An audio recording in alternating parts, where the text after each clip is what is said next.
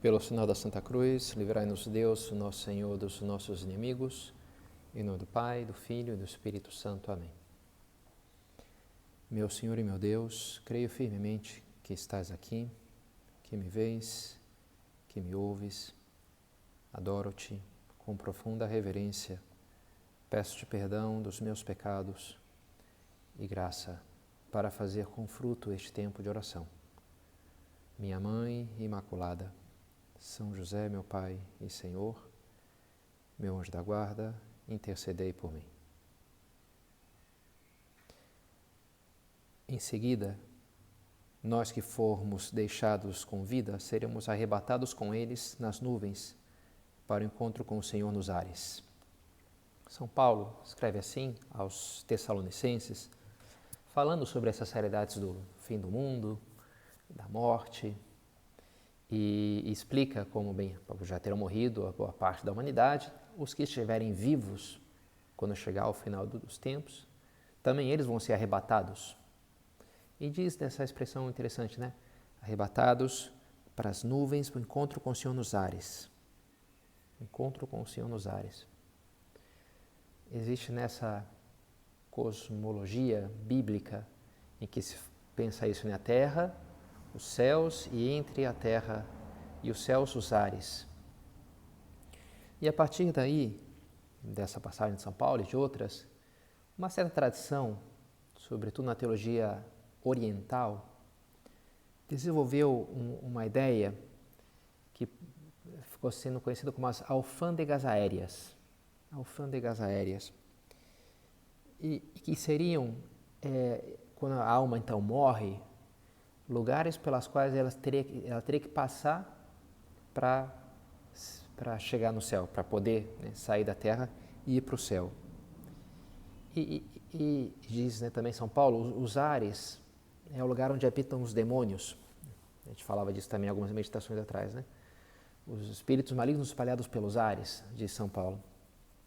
E, portanto, essas diversas alfândegas aéreas seriam estágios da nossa provação, da avaliação da nossa vida, cada uma de acordo com um pecado, uma desordem moral. E então a gente teria que ver, e é interessante, né? O imposto, a alfândega é o imposto. Então o demônio ali da preguiça, o demônio do orgulho, ele cobraria o imposto sobre a nossa vida, sobre a nossa alma. Sobre, olha, aqui que tu tens, né, de uma dessas experiências de morte, né? Uma pessoa que teve um tempo morto e, entre aspas, né? Mas depois voltou à vida e relatou uma experiência dessas tipo sobrenatural. E se insere nesse contexto das alfândegas aéreas. Era um soldado de muitos séculos atrás que relata como teve uma experiência assim que foi passando, né? Vamos ler aqui o que ele diz. Quando eu estava morrendo, vi umas figuras escuras que apareceram diante de mim. Tinha uma aparência tenebrosa, os demônios. Né? Fiquei angustiado ao contemplá-las. Então vi 2 jovens esplêndidos e minha alma pulou em suas mãos, os anjos que vão levar a alma para o céu. Começamos a subir lentamente no ar, como que voando, e chegamos nas alfândegas que guardam a ascensão e detêm a alma de cada homem. Cada alfândega testava uma forma de pecado, mentira, inveja, orgulho.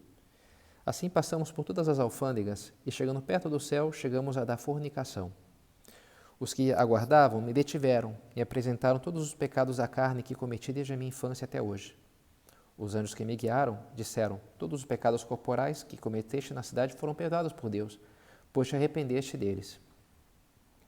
Ao que os meus adversários disseram-me, mas quando tu deixaste a cidade, cometeste adultério na vila com a esposa de um fazendeiro. Os anjos não tiveram que responder com isso, então me deixaram e foram embora. A terra se abriu e eu fui levado por uma passagem apertada e fedorenta até a prisão subterrânea do inferno. Então relata a experiência que teve ali no inferno. Parece que esse homem teve 6 horas meio que morto, assim, teve uma experiência bem completa, assim, né? Bem complexa. Narra como é que foi lá no inferno.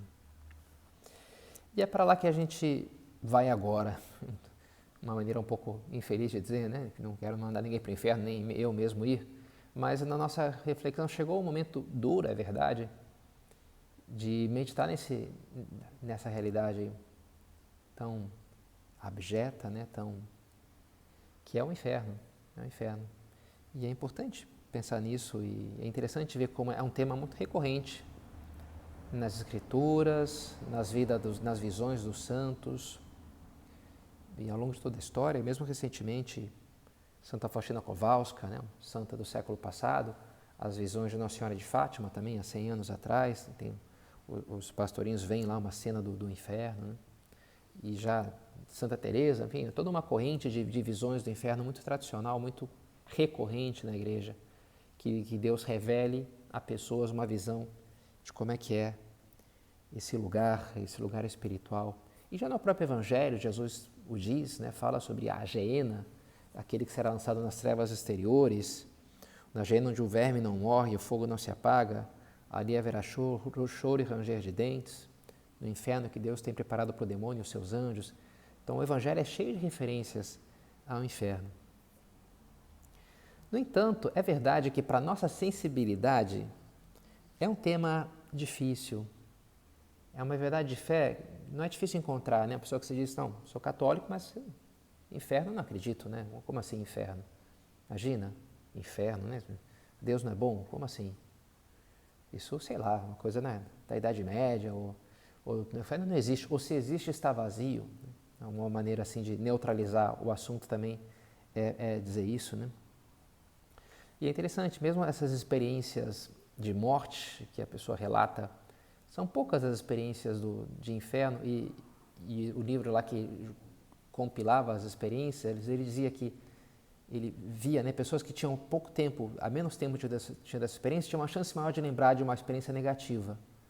E a conclusão lá dos cientistas que recolheram esses relatos é que a gente tenderia mais rapidamente a apagar as memórias ruins do que as boas. Uma experiência de céu, o cara lembra, mas ele quer esquecer, né? Aquela coisa de inferno, aquela coisa de sofrimento, repugna, então eu prefiro não pensar. E é, em geral, a atitude que a gente pode ter, não é verdade? Meditar no inferno, né? Será que vale a pena? Tem certeza que é isso que tu queres fazer agora, né? Olha, é assim que eu quero fazer agora, porque é algo muito importante. Não é à toa que Jesus nos fala tanto disso, com tanta insistência. Que é importante que a gente pense, muito importante, né? Que a gente pense nisso. Como pensar nisso? Olha, tem uma maneira que é justamente trazer muitos desses relatos assim, né? Do santo tal, de Santa Teresa, e ajuda, né? Ajuda, a mim me ajuda.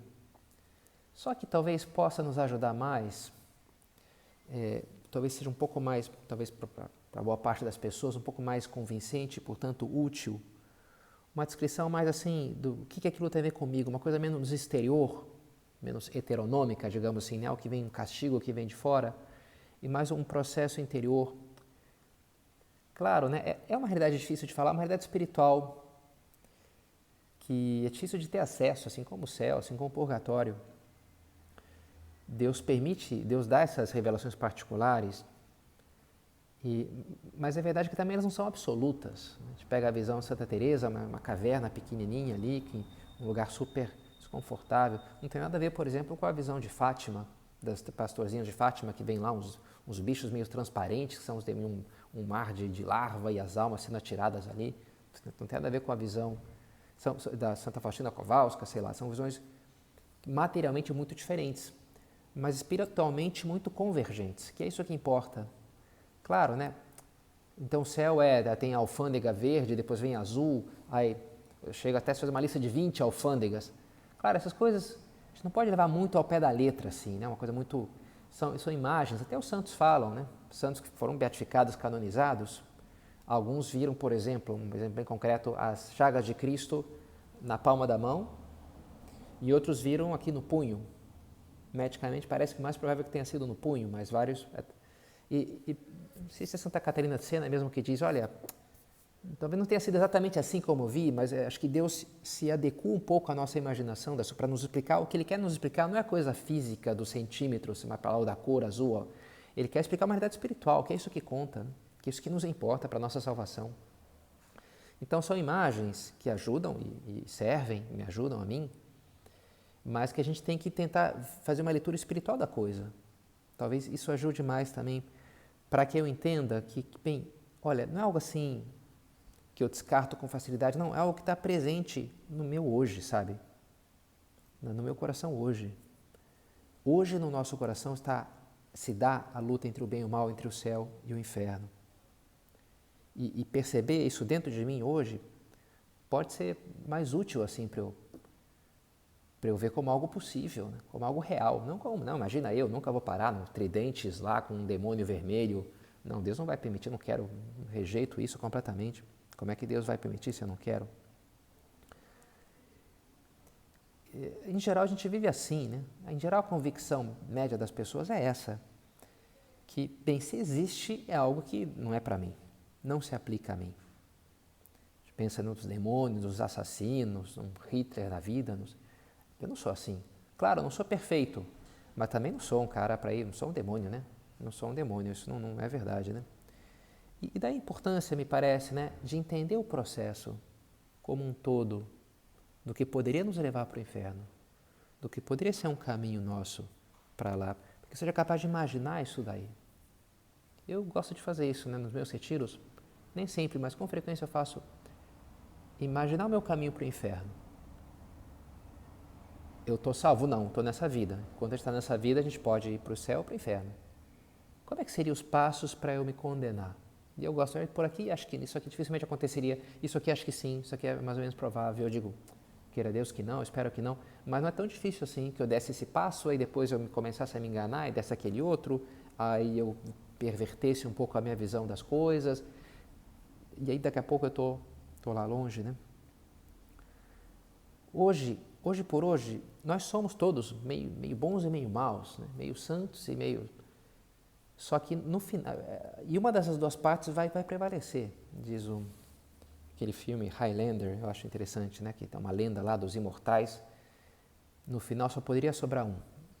Até quem fez a trilha sonora foi o Queen, e a música lá, There Can Be Only One, é uma das profecias ali daquele mundo, daquela fantasia. Eles vão duelar até que no final só sobre um. Todos tenham morrido, menos um. Aí sim vai se cumprir a profecia de não sei quem. Hoje nós somos dois homens lutando um contra o outro, mas no final só vai haver um. Vão ser puros. Ou puramente bons, e a gente falou já do purgatório, né? Esse processo de purificação que vai queimar, seja não nessa vida, na outra, tudo que há de desordem em nós. E só vai sobrar o santo, a versão santa de nós mesmos, né? Pura, bela. Mas também pode ocorrer o fenômeno contrário, não é verdade? De ir para o outro lado, esse processo de perversão, em que a pessoa vai, que pode ser observada já nessa vida, né? Que a pessoa vai pouco a pouco se afastando das coisas boas, se afastando da pessoa boa que ela poderia ser, da versão santa dela mesma. E eu queria focar um pouco nesse processo, assim, tentar enxergar coisas, mecanismos na minha alma hoje, que estão já presentes em mim, e que são sementes infernais, a gente poderia chamá-las assim, né? Há um perigo aí, real, para mim, na minha vida. E a gente tem que ter isso presente. Quando São José Maria encontrou com a irmã Lúcia, vidente de Fátima, pela primeira vez, ele foi lá, era em Vigo, ela estava na Espanha, fugindo um pouco da sua fama em Portugal, e São José Maria visitou o bispo lá, e era amigo seu de seminário, algo assim, e no convento aqui mora a irmã Lúcia, quer conhecê-la? Quero. Ele foi lá. E a primeira coisa que ele falou para ela foi assim, olha, tu e eu ainda podemos ir para o inferno. Foi uma maneira um pouco simpática de cumprimentar alguém, na verdade. Mas ela gostou, era uma santa, né? E ela falou, eu sei e penso nisso com frequência. Sei lá, imagina, irmã Lúcia, né? Deixa eu tocar, nossa, é santa, irmã Lúcia, toca aqui esse paninho, ó, tá abençoado, porque a irmã Lúcia tocou, né? Devia ser uma badalação, assim, né? Eclesiástica, impressionante. E São José Maria chegou justo no sentido contrário, né? Tu pode ir para o inferno, e eu também, né? Eu sei e penso nisso. E ela gostou tanto que ela forçou a barra para o Opus Dei começar em Portugal. Não ia, São José Maria tinha outros planos, de ir para a França, de ir para Paris, mas ela forçou a barra. Ela falou, não, vocês têm que começar em Portugal. Não, mas irmã, a gente não tem, não sei o quê. Vamos lá, pega aqui, está perto da fronteira, vai lá visitar, você vai ver. Mas não tenho nem o visto, não tem problema. Ligou para o núncio de Portugal, conseguiu o visto ali na hora. A irmã Lúcia, né, algum poder ela tinha ali, né? E aí pronto, aí não teve jeito, tiveram que começar em Portugal pela pressão da irmã Lúcia. Mas o primeiro encontro deles foi esse, né? Tu e eu podemos ir para o inferno. Mas os santos, quando eles se encontram, eles se identificam, né? Esse cara é sério, né? Esse cara leva o negócio a sério mesmo. Ele dá para briga mesmo, briga espiritual, né? Ela viu um santo ali e imagino que vice-versa, né? Mas foi isso, olha. E essa é uma ideia muito importante, sabe? Tu e eu podemos ir parar no inferno. É algo real, é uma possibilidade real. E é importante ter isso presente. E é um caminho, sabe, mais ou menos suave, fala Jesus, né? Largo e espaçoso é o caminho que conduz à perdição, estreita é a porta que conduz à salvação. São muitos que percorrem, poucos que entram por ela. Um caso que eu acho que ajuda a pensar nisso é um inglês, acho que é um inglês, ou na verdade não sei se é sul-africano, uma coisa assim, chamado Nick Lesson, que levou à falência um banco inglês em 1995. Ele era o CEO da empresa e era um homem super inteligente, super competente. Tudo que ele fazia tinha sucesso, por isso chegou lá rapidamente no topo. Mas ele fez uma jogada ali, financeira, que deu errado. E ele se sentiu muito mal com aquilo, porque ele tinha uma fama assim de visionário, né? E ele falou, bem, isso aqui vai manchar o meu currículo, não vou, eu dou um jeito, não vou jogar isso aqui, né? Então ele ocultou um pouco aquilo, eu vou fazer uma outra aposta aqui, aí eu vou ganhar, aí com isso aqui eu cubro esse rombo e ninguém vai ficar sabendo de nada e pronto, né? Beleza. Só que a outra aposta deu errado também. Aí o rombo aumentou, né? E aí ele falou, não, mas agora fica chato, né? Eu mostrar que não sabia, mas peraí, o problema é que ele era inteligente, esse era o problema dele. Né? Então sempre tinha uma solução genial que ia resolver tudo. Só que nem sempre resolvia tudo. E aí os buracos foram aumentando, né? E o rombo foi crescendo. Depois ele deu uma entrevista para a BBC explicando todo esse processo. E ele dizia, eu queria gritar sobre os telhados, essa situação, há prejuízos colossais. Eu queria parar, mas por algum motivo você fica incapaz de fazê-lo. E a coisa é cada vez piorando, mas é o chamado, como é que chama esse pensamento marginal? É a margem. Eu já tenho esse rombo até aqui, dá esse passo aqui, periga aumentar um pouco, mas dentro do bolo que já tem, é pouca diferença. Só que aumenta, né? E aí depois aumenta mais um pouquinho, né? E aquilo vai virando, né? É o pensamento marginal, né? Que vai crescendo sem notar, sem doer. E aquilo vai ficando cada vez pior, né? E o resultado final foi um rombo de 1,3 bilhões de dólares. Faliu o banco de 233 anos de existência, né? Os bancos ingleses, né? São velhos, né? São antigos. Foi vendido por 1 libra no final, o banco, que é a instituição, uma coisa simbólica pelas dívidas que tinha. 1.200 empregados demitidos e ele preso por 6 anos e meio. E era um cara, assim, normal, né? Não é que fosse um criminoso, né? Não, sei lá, só normal, assim, né? Como tu, como eu. Só que é isso, né? Um pouquinho, depois mais um pouquinho, depois, daqui a pouco o cara fez um criminoso, está na cadeia. Está na cadeia. Todos nós somos pessoas normais. Esse é o negócio, né? Todos nós somos pessoas boas. Eu sou uma pessoa boa. Eu tenho um bom coração, claro. Eu sou um cara legal, tudo bem, não sou?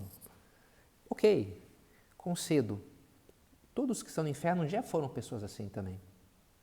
Só que foram pouco a pouco entrando num processo de perversão, destrutivo, aprofundando quase sem notar e se distanciando daquilo que eram, o que estavam chamados a ser, né? Pelo caminho das trevas, do vazio, da mentira. Diz São Paulo aos Romanos, por causa do teu endurecimento de teu coração impenitente, que não se arrepende, que não se dá conta dos seus erros, estás acumulando ira para ti mesmo. No dia da ira, quando se revelará o justo juízo de Deus, que retribuirá a cada um segundo as suas obras. Aqueles que, perseverando na prática do bem, buscam a glória, a honra e a incorruptibilidade, Deus dará a vida eterna. Para aqueles, porém, que, por rebeldia, desobedecem à verdade e se submetem à iniquidade, estão reservadas a ira e a indignação. Tribulação e angústia para toda alma humana que faz o mal. Interessante, né? Aqueles que desobedecem à verdade.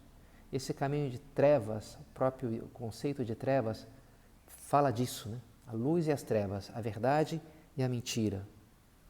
Já o Evangelho de São João, né? A luz veio, brilhou nas trevas, mas as trevas acreditaram porque suas obras eram más. Eu não quero ver a luz, eu não quero ver a verdade. Eu rejeito a verdade. Eu prefiro a mentira, porque a verdade me incomoda. caminho para o inferno é um caminho de rejeição da verdade. E a gente vê isso, sabe? Pessoas que montam, às vezes, realidades paralelas, assim, né? E é difícil tirá-las dali, elas estão tão instaladas numa visão do mundo voltada a partir do seu egoísmo. A gente, sei lá, acha que o mundo a persegue, que todo mundo, ninguém é sensível comigo, que eu dei um super azar e os problemas da vida e eu fui injustiçada, né, por todo mundo e minha vida é um drama e eu não tenho culpa de nada, tudo que tem culpa são os outros. Então a pessoa monta ali toda uma narrativa que às vezes é difícil desinstalá-la dali, né? Porque se tu vai tentar, olha, pensa bem, talvez tu tenha algo de culpa, tu tá me agredindo, isso é uma coisa, mais uma pessoa que não sabe me compreender. Então, difícil, sabe? A pessoa montou uma realidade paralela, todo mundo que olha de fora fala, essa pessoa está completamente fora, né?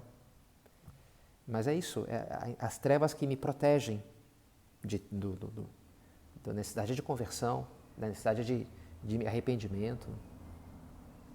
Interessante como narra C.S. Lewis, no último livro da trilogia planetária, eu não sei como é que é em português o nome do título, a força, that hideous strength em inglês, né? Força espantosa, força ruim, né? Não sei. Mas, né, tem um cara lá na hora que se deixou levar pelo caminho do mal, e aí uma hora ele está morrendo num prédio que está pegando fogo, e diz que foi-lhe concedida uma via de salvação, se não para o corpo, ao menos para a alma. No momento final, ele teve uma luz, uma graça de Deus. Ele passou a ser capaz de saber, que ao mesmo tempo recusou esse conhecimento, que estava errado desde o começo, no seu ateísmo, então, que existem almas e responsabilidade pessoal. Ele meio viu a verdade e inteiramente detestou. A tortura do fogo era pouco mais dura do que esse ódio que sentiu. Com esforço supremo, atirou-se de volta à sua ilusão. Nessa atitude, a eternidade o alcançou. São Marcos o asceta diz que o inferno é ignorância, porque as duas coisas são trevas. Então, o inferno é treva, é a escuridão, é a mentira, é a não-verdade. E é algo que pode ir dominando meu coração já nessa vida. Essa é uma primeira característica assim, desse processo, né? A pessoa que vai se enganando. E é verdade, tem tempos a tempo que a pessoa faz um exame de consciência, faz um momento de oração, se dá conta que ela estava errada, né? É bonito ver isso, né? Quando a pessoa, a luz, né? Se abre para a luz, que transforma.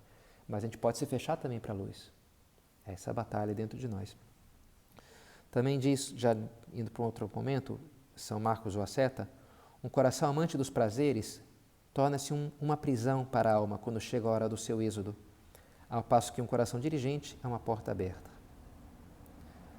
Também tem a ver esse processo com o voltar-se para a materialidade da vida, para os prazeres. E quando chega a hora de sair desse corpo, eu estou preso ali, eu não quero ir para o céu. Eu não quero ir para o meu fim. Então também isso, né? A falta de temperança, preguiça, luxúria, avareza. Eu gosto muito desse livro A Cidadela, de Cronin. História de um médico jovem. E a história de como a avareza pode dominar um coração. É um livro, assim, muito bem escrito, né? Lê aquilo e isso aqui é real, isso aqui acontece no coração das pessoas, né? Pouco a pouco ele não está nem aí para o dinheiro, aquele jovem, ele quer ser cientista, mas daqui a pouco ele casa, tem que pagar as contas, aí ele começa a fazer tudo o que ele achava nojento nos outros médicos mais velhos, que eram charlatães, Pouco a pouco ele vai vai concedendo, né? Esse processo lento. E daqui a pouco ele só vive para o dinheiro. É interessante porque é verossemelhante, assim, né? Isso aqui acontece, né? Poderia acontecer comigo. Imagina, Judas, um dos apóstolos, entrou por esse traiu a Cristo por causa do dinheiro. No princípio pegou ali uns trocadinhos, depois um pouco mais, aí depois já é um volume que já não dava para dizer que não era nada, então buscou uma explicação, porque Jesus também estava enganando o pessoal, né? Que ele achava que era o Messias temporal, mas não era, ele já tinha, então também ele está errado, sei lá, né?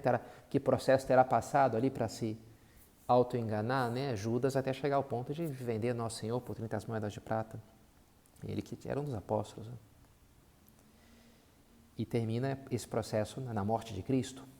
E assim termina sempre também, sabe, esse processo infernal, a gente poderia dizer. Pode vir por vários pecados diferentes, né? Por luxúria, por avareza, mas termina sempre na ira. Termina sempre na ira. O inferno é o reino da ira, da raiva, do ódio. Mesmo pessoas que poderiam parecer muito pacíficas nessa vida, se elas entram por esse processo, começa a nascer o ódio e a raiva no jardim da sua alma, né? Coisas que antes até elas olhavam com ternura e com admiração. Imagina, a pessoa morreu, ela começa e se condenou, ela começa a revisitar tudo aquilo que ela um dia amou, e ela é que ela perdeu aquilo, e ela agora sente raiva de não ter aquilo. Então ela vai manchando tudo com ódio, mesmo os seus amores. O ódio vai brotando e vai substituindo os seus amores. Vai ficando com raiva, né? É interessante, né? Eu já citava como Jordan Peterson diz que a essência da vida é o sofrimento, e ele fala, é a teoria dele, né? Isso não é opcional, todo mundo é assim. O que é opcional é o que a gente faz a partir disso. Podemos lutar ou podemos entregar-nos à autocomiseração e à rebeldia, que vai nos levar para lugares onde não queremos ir, diz o Jordan Peterson. Ele estuda os massacres desses em escolas nos Estados Unidos, de adolescentes que pegam e matam. Ele fala, de trás sempre tem um adolescente com autocompaixão, com pena de si mesmo, que acha que o mundo foi injusto com ele, por isso ou por aquilo, né? Interessante, né? Primeiro, nasce uma certa fragilidade, a pessoa se sente frágil, carente da aprovação, do carinho dos outros, mas essa fragilidade, que a princípio poderia parecer algo pacífico, entra num processo que vai nascendo o ódio, até chegar na violência mortal, né? Algo disso acontece, né, no inferno. Tem esse documento, a Carta do Inferno, é um documento forte, assim, não é difícil de achar na internet. Uma freira que tem uma revelação particular, tem toda uma história. Eu li e me impactou, assim. Começa, né, morreu a amiga lá daquela que virou freira, e ela tem um sonho que lê essa carta que começa, fulana, não reze mais por mim, estou condenada. Começa assim a carta, né? E ela vai descrevendo, como, né, Deus que lhe obrigou a escrever aquela carta, e vai relatando, né? Tudo se nos torna tormento. Cada conhecimento recebido ao falecer, cada lembrança da vida e do que sabemos, se transforma numa flama incandescente. São Tomás de Aquino explica no suplemento ele diz assim, né? Nada há nos réprobos que não lhe seja matéria e causa de tristeza, também quando dirigem a sua atenção sobre coisas conhecidas. Aquilo que antes ele conhecia e amava, agora ele é a fonte de sofrimento. Continua a carta do inferno. Todas essas lembranças que nos mostram aquele medonho lado que fora uma graça e que desprezamos. Como isso atormenta. Não comemos, não dormimos, nem andamos com as pernas. Espiritualmente acorrentados, nós réprobos, fitamos estarrecidos a nossa vida falhada, uivando e rangendo os dentes, atormentados e cheios de ódio. Ouves tu? Bebemos aqui ódio como água, odiamos-nos mutuamente. Terrível, né? Ver coisas assim, é difícil não ficar com uma indigestão. Mas é o que diz São Tomás, nos réprobos domina um ódio total. Pinta tudo, né? Tudo fica vermelho, né? O olho cheio de sangue quando está com raiva. É um processo terrível, né? E se cristaliza no orgulho. São os dois pecados dos demônios, sobretudo são isso, né? A ira e o orgulho, a soberba. Eles não têm problema de luxúria, nem de gula, não tem nenhum problema, nem de preguiça, os demônios, né? Mas sim, o seu pecado é a ira, o ódio e o orgulho. Os pecados mais espirituais. E a gente vê isso daí, né? A ira que se cristaliza pela raiva, pelo orgulho. E a gente vê até na nossa vida, mas até em crianças pequenas que brigam entre si e aí tem que ir lá, pede perdão, faz as pazes. Não quero, né? Orgulho, né? E isso vale numa criancinha pequena, vale para adultos, marmanjos, que às vezes uma briga, uma coisa de herança, estão sem se falar ali há 10 anos, sei lá, né? E é lógico, seria muito melhor perdoar, passar por alto, um negócio ridículo às vezes. E bem, passa por alto isso daí, vale muito mais a pena, a vida ficaria muito melhor para os dois se perdoassem mutuamente, se pedissem perdão. Mas não quero pedir perdão, não quero. Não vou pedir, não quero saber. Eu sei que eu estou estragando a minha vida. Esse filme 5 Minutes of Heaven, of Glory, não lembro agora, 5 minutos de céu.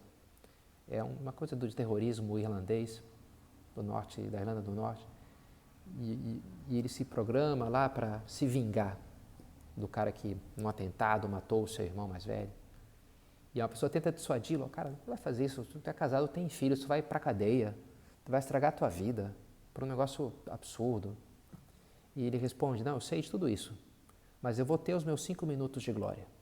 Daí vem o nome do filme, né? De vingança, né? Essa coisa assim de... Claro que não é glória, coisa mais céu, coisa nenhuma, né? Mas ele sabe que ele vai estragar a sua vida, vai ser infeliz na cadeia nos próximos 30 anos. Mas mesmo assim, né? Eu quero isso. E aqui está essa questão que pode custar às vezes a entender, né? Por que o inferno é para sempre? E as pessoas falam, mas para sempre, né? Para sempre. Deus não é misericordioso? Porque, bem, já deu de castigo, até o meu pai, na verdade, se eu piso na bola, ele me deixa de castigo um tempo, mas depois, mesmo que esteja sendo uma coisa muito feia, Deus é melhor, Deus é misericordioso. Chega uma hora que ele vai dizer, já está bom de castigo. Pois é que talvez a pessoa não entendeu bem a dinâmica da coisa. Assim, por Deus, eu estaria no céu agora, sabe? Por Deus, o inferno estaria vazio. O inferno não nasce de uma deficiência, uma limitação da misericórdia de Deus. Não, a misericórdia de Deus é infinita. Deus sempre está disposto a perdoar, e qualquer pecado. Não. A questão é que ele não pode perdoar quem não pede perdão, quem não quer ser perdoado. Ele não pode se reconciliar com quem não quer se reconciliar com ele, com quem vira as costas. E isso é a alma do inferno. Diz Lewis, a porta do inferno está sempre trancada do lado de dentro, não do de fora. Jesus fala no Apocalipse, né? Eis que estou à porta e bato, se alguém me abrir, entrarei. Deus não entra com violência, não arromba a porta do nosso coração. Ele espera.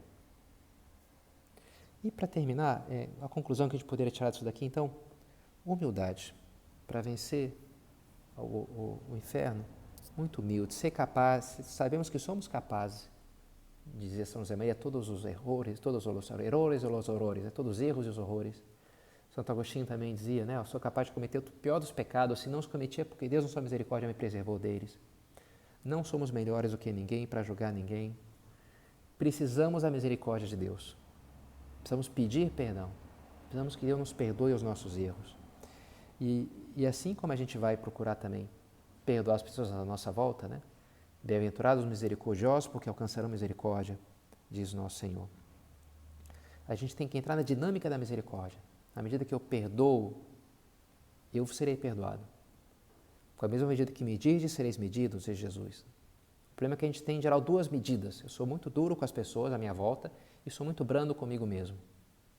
Só que quando eu morrer, eu vou me encontrar com a verdade acerca da minha vida e aquele juízo duro vai se voltar contra mim mesmo. No fundo, diz Santa Catarina de Sena também, né? São os condenados que se atiram eles mesmos no inferno na hora do juízo. Eles buscam, eles querem. Então, eu tenho que saber que, olha, eu preciso e posso contar com a misericórdia de Deus, porque com Ele eu posso me salvar. Sem Ele, talvez não. Por justiça, eu iria para o inferno, sim, mas eu espero me salvar pela misericórdia de Deus. E espero mesmo. E porque sei que posso contar com ela.